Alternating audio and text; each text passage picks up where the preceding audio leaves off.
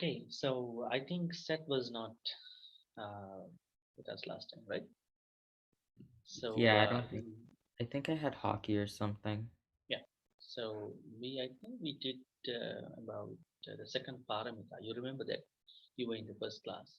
We did the first paramita. Paramitas are the what do you call the bodhisattvas? What do you call them? The bodhisattva prerequisites to become a Buddha. If you want to become a Buddha, full Buddha, you need to practice 30 perfections, paramitas. And these paramitas work in a way, um, you know, if you want to be, if you want to become an arahant, you practice 10 paramita perfections. If you want to become a what you call Pachek Buddha, who attains the same Buddhahood like a full Buddha, but cannot teach uh, uh, as same as the full Buddha, right? So you need 10 more paramitas, means 20 paramitas perfections. And if you want to become a full Buddha like Buddha Gautama, like the other 20, how many full Buddhas do we know? 28. 28, right? 28. So if you want to become a full Buddha like that, you need to practice 30 paramitas. These paramitas, the composition of the paramitas work in a way, what you call, there are 10 names: Dana, Sila, nekkhamma, Kanti, Satcha, Aditthana, Metta, Upekkhana. So these are the Pali names for each paramita. Uh, Ovini, do you remember what we did last time? We read a book, right? Yeah. And did he finish that one about Sila? Pardon? Did he finish the whole thing that day? Uh, I think we finished all of Sila. yeah. We finished the whole Sila part, right? Mm-hmm. So what did we conclude at the end? The Sila Paramita, because you can have a conversation because Seth was not there, so just to give him kind of an I think we example. concluded that there's a lot of ways to accomplish the Sila Paramita. There was also there's different levels. Like one was giving your life, the other one was giving like your freedoms or something, and the other one was just simple day-to-day actions like giving money to poor people or giving food to like homeless people. So do you know the meaning of the Pali word called Sila? No, I've heard it before, but I'm not sure what it means exactly. Sila simply means morality. I would say in normal context, precepts actually. So precepts. But normally, like, do you think people like to abide by precepts in normal life, or do people want to do whatever they want? What's the norm?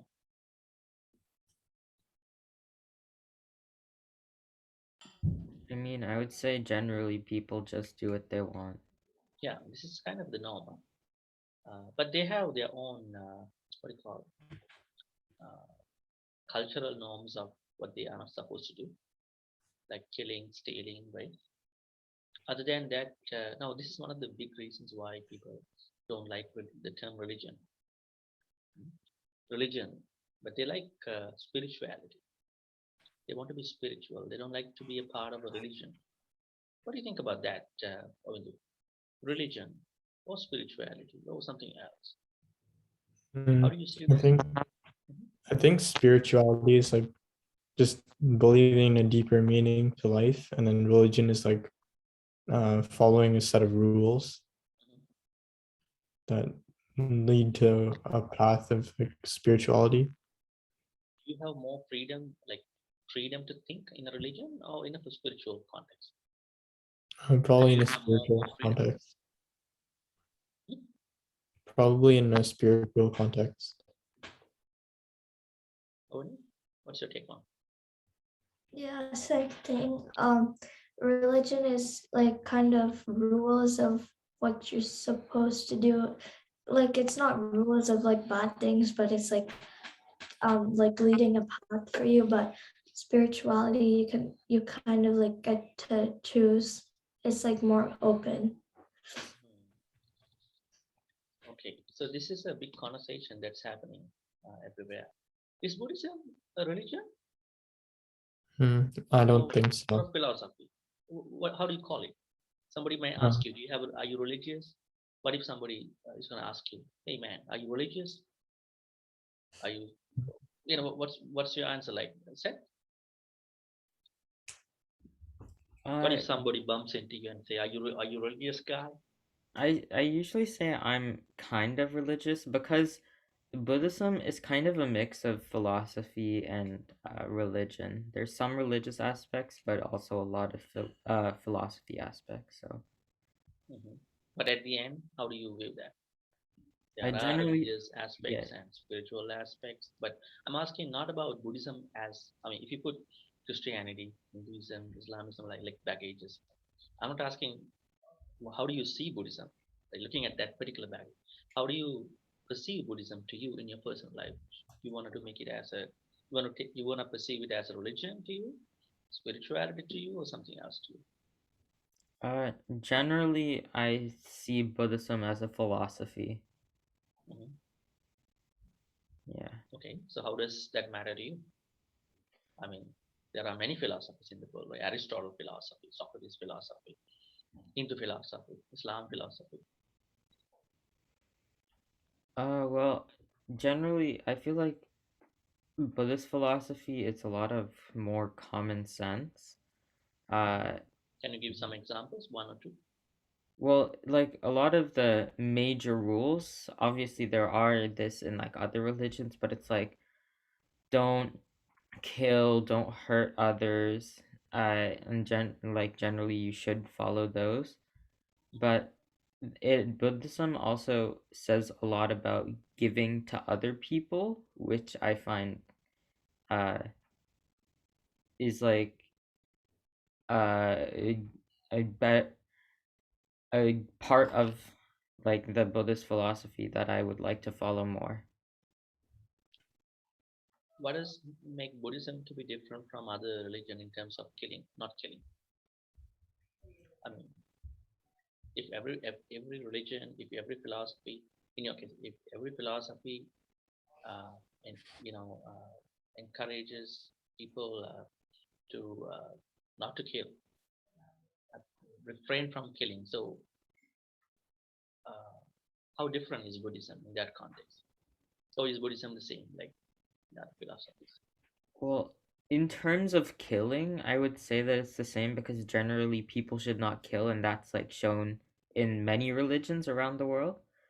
But what I Like see, if you take Christianity, Christianity, yeah, they have the commandments, say thou shalt not kill. You can't kill humans yeah, and kill animals. I mean, obviously, well, yeah, and how do you Buddhist, view that? I mean, can we and can we can we say that Buddhism and Christianity, I mean, talk about the same thing? well, I feel like in Buddhism it also says a lot about like beings everywhere Hmm. instead of just humans like a lot of other religions focus on. It focuses on beings everywhere. Yeah, Yeah, I mean, beings are manifold. There's no one form. Like there's a human, like we are humans, and there are Brahmas, there are deities.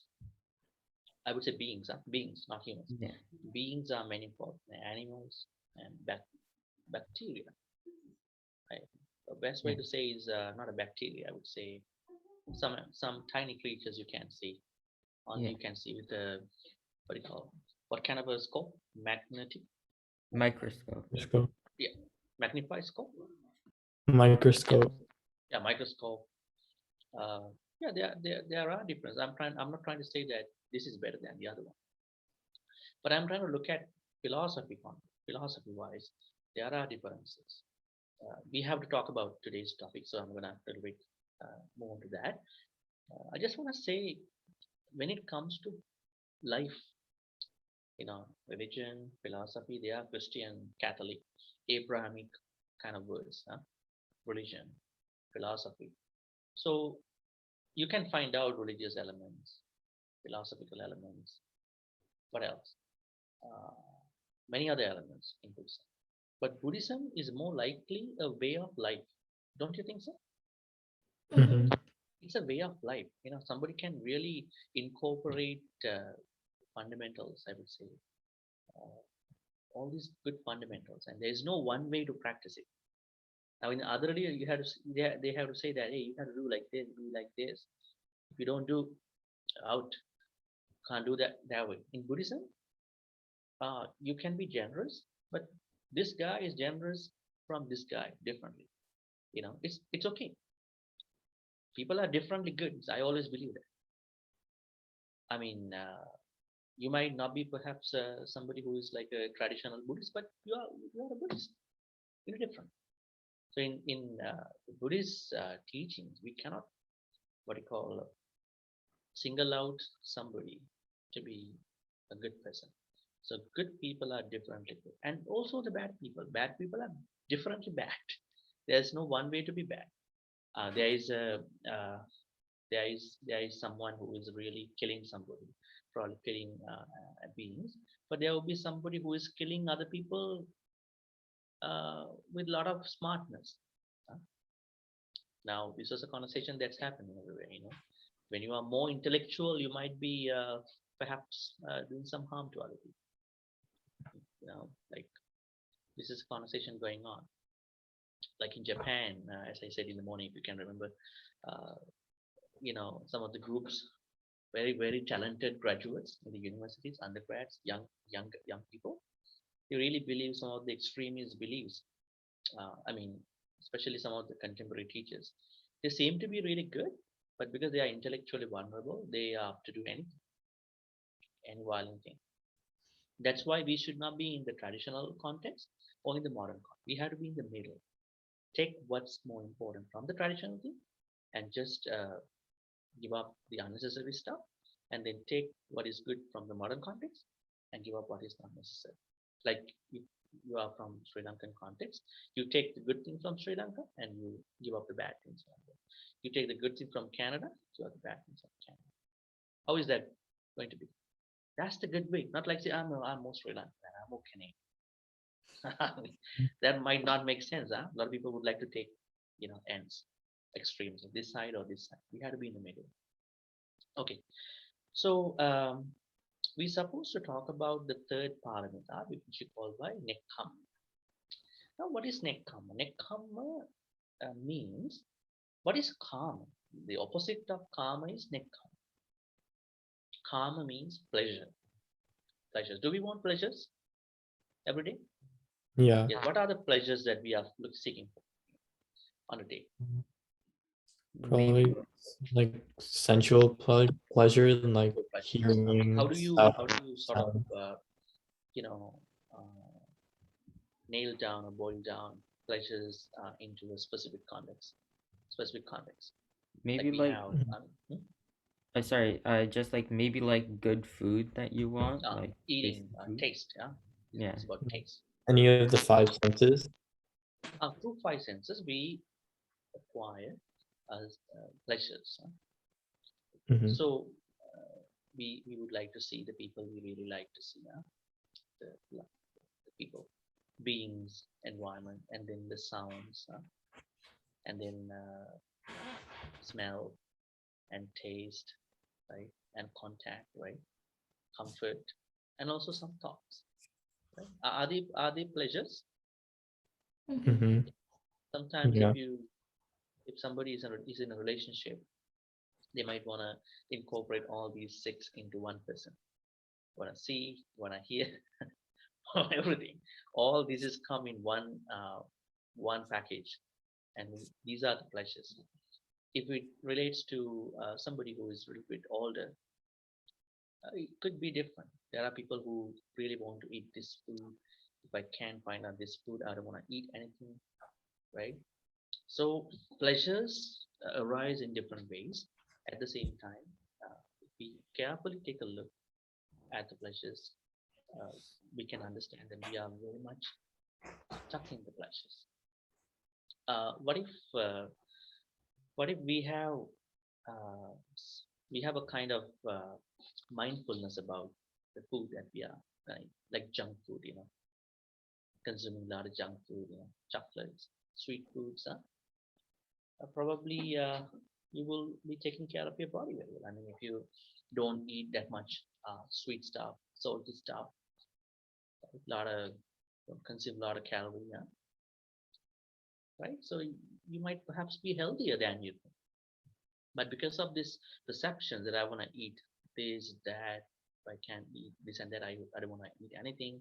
Probably if you can eat today this particular food, and then you are so much struggling, and tomorrow you're gonna eat too much to compensate for what you could not eat yesterday, right? So in a way, if we can be mindful, if we can be, I think the most important thing is wisdom. We give some thoughts that uh, I don't want this many pleasures. I want to see, I want to hear, I want to smell, I want to taste, I want to feel comfort, but I know my limits. Right? Have you ever given some thoughts like that? Or you are just blown away by the pleasures? Pleasures come in different people formats, right? Different things. Those objects are very different. Sometimes we don't even imagine about those pleasure objects. Do you think that you have a kind of a management about how you perceive pleasures that come in different objects? Yeah, Not to that, maybe. not to the level that we are talking. You may have a kind of a level, but not to that uh, level, satisfiable level. I mean, this is why Buddha says we have to find out the opposite of the karma. Now, karma is pleasure, K long A M A, karma. So the opposite of karma is nekkhamma, the exact name of the third paramita. Nekkhamma means getting out of karmas. I mean, getting out of bad karmas. As lay people who are not monastics, can you just walk away from karmas, pleasures? No. You can't. You are in a lay life. You need to eat the food. You wanna be surrounded by the loud people, loud ones, right? You have to be. So the Buddha says, if somebody wants to practice the bodhisattva qualities to become a Buddha, one has to sort of give up some of the pleasures, unnecessary pleasures. It doesn't mean you give up physically. You give up No. mentally. Mhm. You give up mentally. In Buddhism, you can consume anything.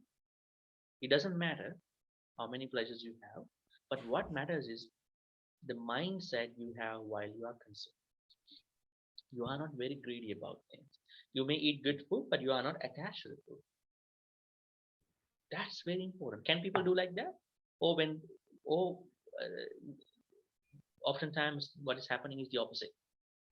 The Mhm. opposite is what's happening all the time, right? When they are liking someone, when they are loving someone, oftentimes they are also very much greedy about that particular thing. They want to control, manipulate, right? The Buddha says you can love somebody, you can love your parents, but don't be greedy about this. Greed is the problem. But those emotions are okay. So you can't survive it without those. What if you eat good food, but you are not bringing your food taste to a level called craving, right? Is craving a problem? Yeah. Have you ever found out kind of an item in a restaurant called cravables? Mhm. Cravable. I don't want to In mention Tim it. Hortons, Huh? I think in Tim Hortons they have a Cravables, thing called cravables. cravable. People are craving for the food. Huh? So Mhm. Buddhism always talks about uh, to get rid of craving. It's a practice. You can't do in one day. It takes time. Okay. So nekkhamma means that we have to renounce. We have to let go unnecessary desire towards different things. And Buddha has clearly emphasized this nekkhamma, the opposite of karma, according to one of the intentions. We have three intentions in Buddhism. It doesn't mean that you need to what do you call downsize. Uh, I mean, I know one guy who wants to downsize, and he personally told me Mahaprabhu, now I have even disconnected my cable connection on TV because I only watch National Geographic animals. And I said to him, it doesn't matter, whether you have cable connection or not. The most important thing is that, if you can't pay afford the cable connection, is okay. But if you say that this is the renunciation, I don't think this is the renunciation. Renunciation means you have the comforts, you have the pleasures, but you are not attached to them. You use them without attachment. Is that a possibility? It is Yeah. possible, but it takes time. Don't develop greed towards the curriculum. Not just give up the stuff physically. You may need to keep up with those things. So so in that context, nekkhamma is not physical giving up. It's mostly mental giving up. Okay? Mhm. So Buddha has classified intentions into three categories: avyapada sankappa, avihimsa sankappa, nekkhamma sankappa. So nekkhamma is the opposite of karma here. Avyapada means we have to always develop intentions of not killing other people, not even killing, but also thoughts of killing is very bad in Buddhism. You might not kill, but you have a thought, okay, I'm gonna do something. I really don't like what's happening. That is where you're making the akusala in your mind. Buddha says that is really bad. It is even worse than the actual killing because you start killing from that point, right? And as a consequence of that killing, you're gonna execute the other person, that being. So having an intention to kill someone, destroy someone's even character, that is what you call by uh, get rid of the uh, killing thoughts. And then avihimsa sankappa. Avihimsa sankappa means getting rid of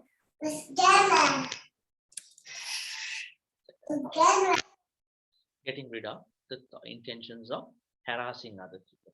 The third one is getting rid of karma thoughts, unnecessary karma thoughts. Okay, so nekkhamma is such where you developing renunciation, thoughts of renunciation. Ovini, what do you think about the renunciation, nekkhamma paramita? It's a perfection. How do you perceive? How do you view this nekkhamma, today's paramita? How do you think that a bodhisattva why bodhisattva is supposed to do, and what's the relationship? How important is it to our practical life also, daily life also?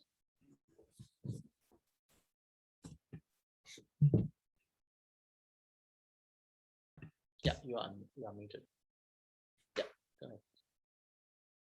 Renunciation, I would say nekkhamma. People have different thoughts. Letting go is a smaller version of nekkhamma. Renunciation is a larger version of nekkhamma. Now we are always asked to let go. And if you have anger towards someone, let that anger. Let go of that anger.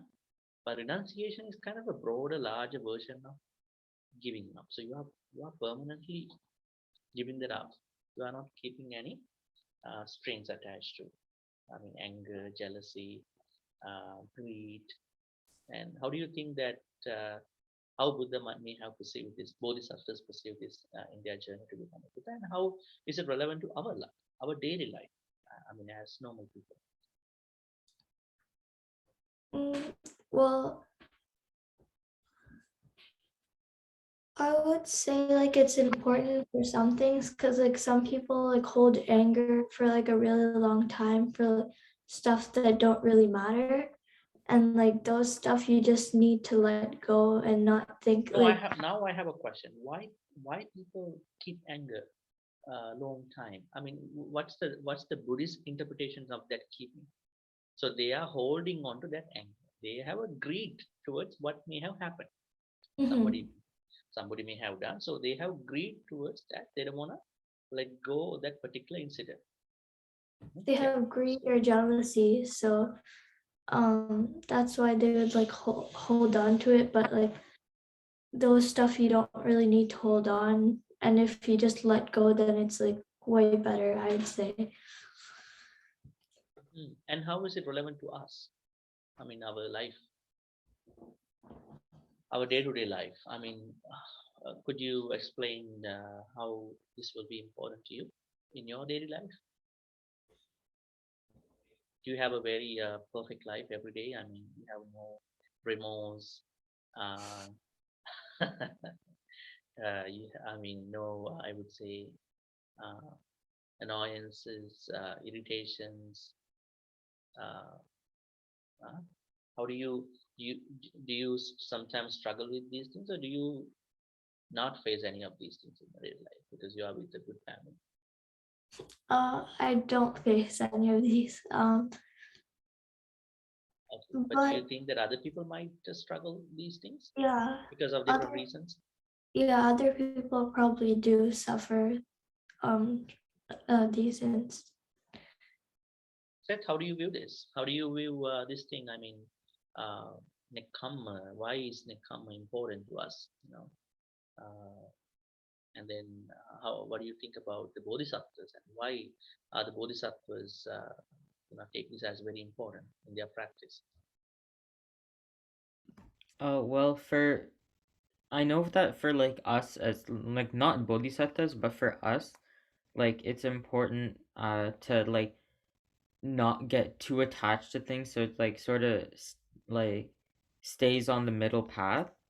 So like you don't get too obsessed with one thing or another.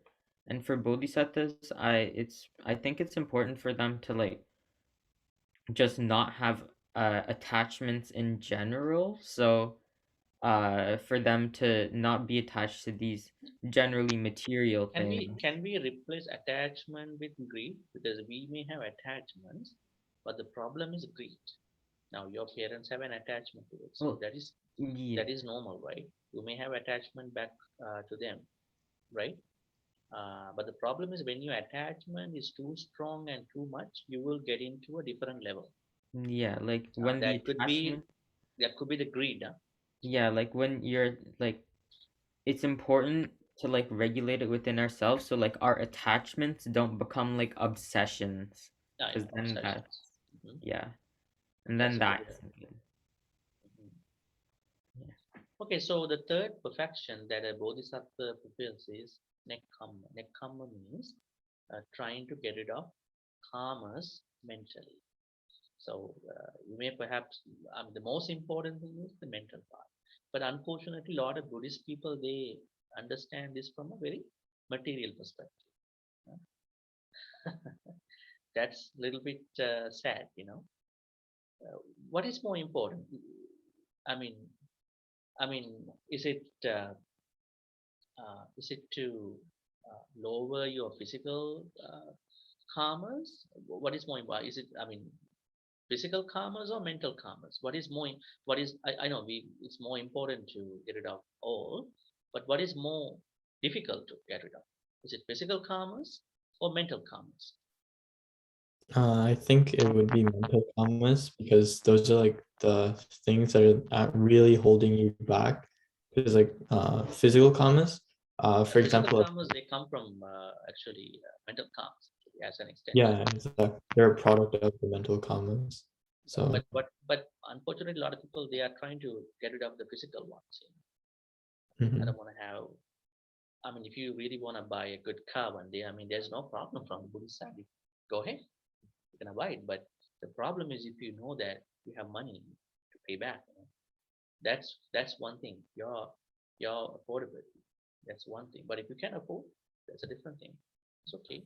But if you have greed towards that particular object, that's a problem. That's what we call by mental karmas, actually.